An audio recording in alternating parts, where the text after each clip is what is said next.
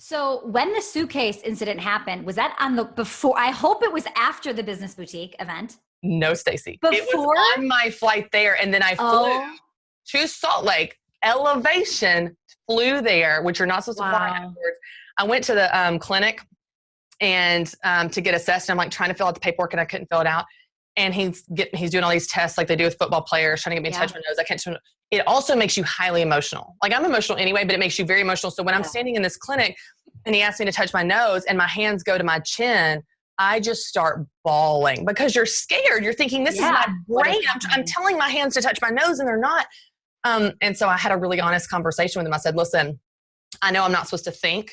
I know I'm supposed to rest and sleep. I can't do that. What I'm going to do tomorrow is actually the exact opposite. I'm reading stage notes. I'm hitting times. I'm hitting clocks. I'm throwing slides. I'm teaching all day. I said, can I do it?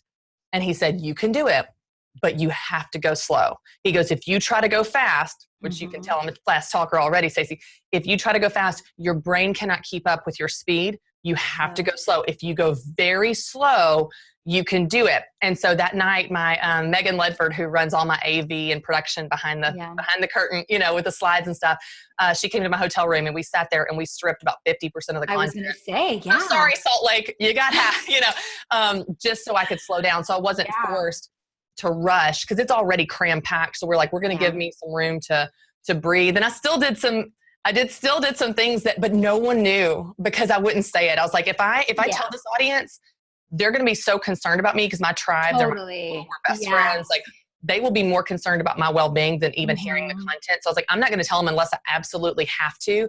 And there was one point when I was going through the business plan and I was talking about the tiers and I was like, now it's time for tier 3. No, tier through. Tier 3?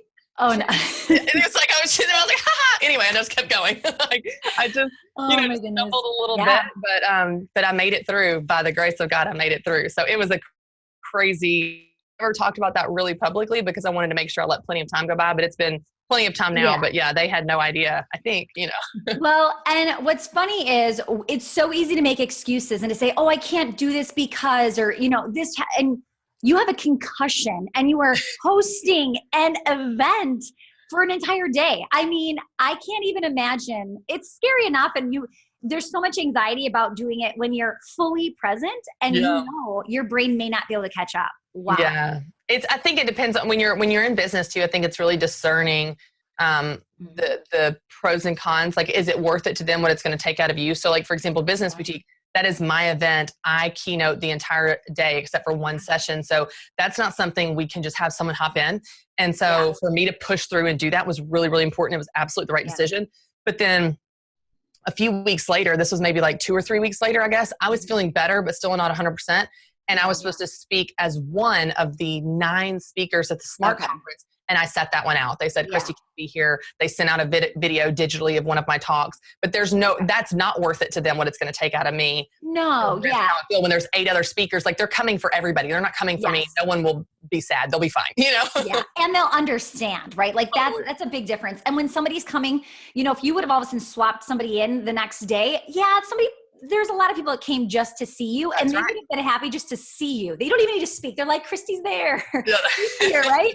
So I just think it shows you, like, first of all, your ability to go, I'm doing this. Like, I want to be here for my audience, my tribe. So what a cool story. And just another example of stop making excuses because it's really easy to let things get in your way. And that's a pretty big deal that you did that. So thanks for sharing that story. I appreciate it. Yeah, absolutely.